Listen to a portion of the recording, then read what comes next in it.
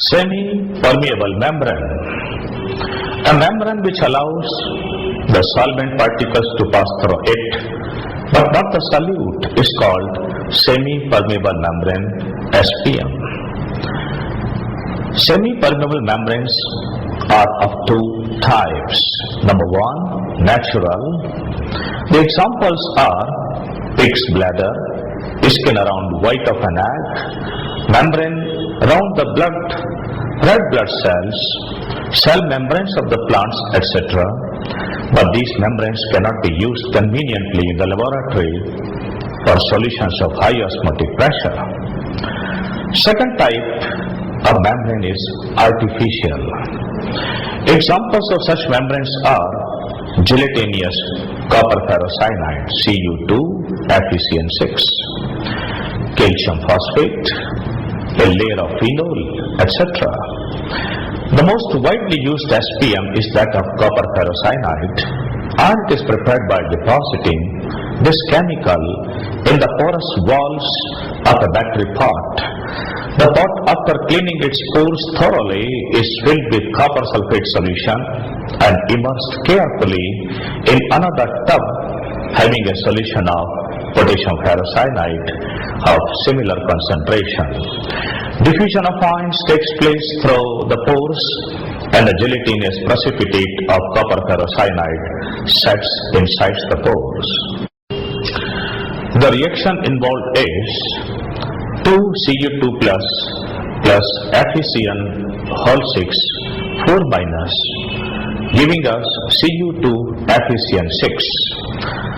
The deposition of copper ferrocyanide in the pores can be made fast and thick. A diffusion of ions is allowed to take place in an electrical field. The battery pot is then dried and used as a whole in the form of SPM.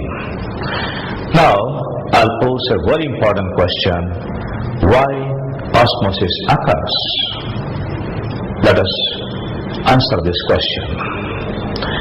At first glance, it appears that SPM must behave like a sieve through which smaller solvent molecules can pass, but not the solute due to their bigger size. This explanation cannot be held correct because even if solvent molecules are bigger, they only are allowed to pass through SPM. In fact, we have following two reasonable explanations for the phenomena of osmosis. The first one is A. Vapor pressure theory. According to this theory, neither solid nor liquid passes through SPM during osmosis, but vapors of solvent, because solute is non-volatile, are allowed to pass. Since vapor pressure of solvent is always higher than that of the solution, naturally, solvent vapors will move from solvent to the solution. The next theory is, or next explanation is from thermodynamics. That is the B, thermodynamic explanation.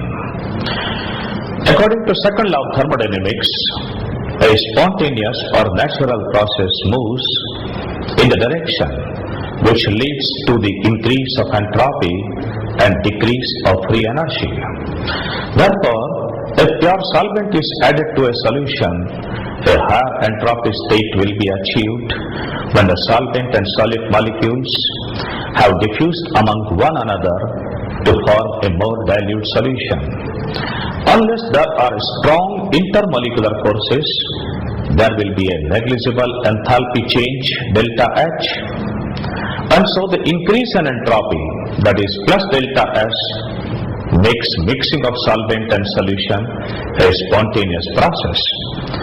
Also, considering delta H to be negligible, we see that delta G for osmosis becomes a negative quantity.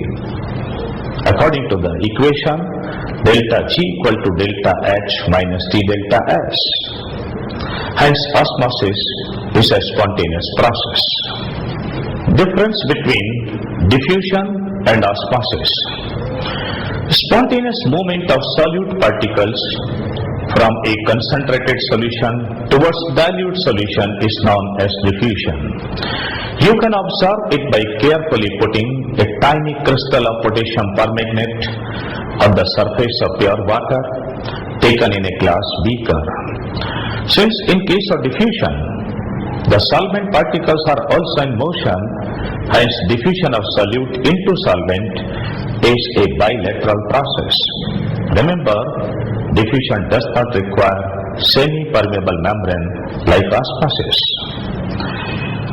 Now, we will study Van-Hoff theory for osmotic pressure. Van-Hoff observed a close resemblance between the behavior of solute particles in a dilute solution and gas particles in a gaseous medium. He concluded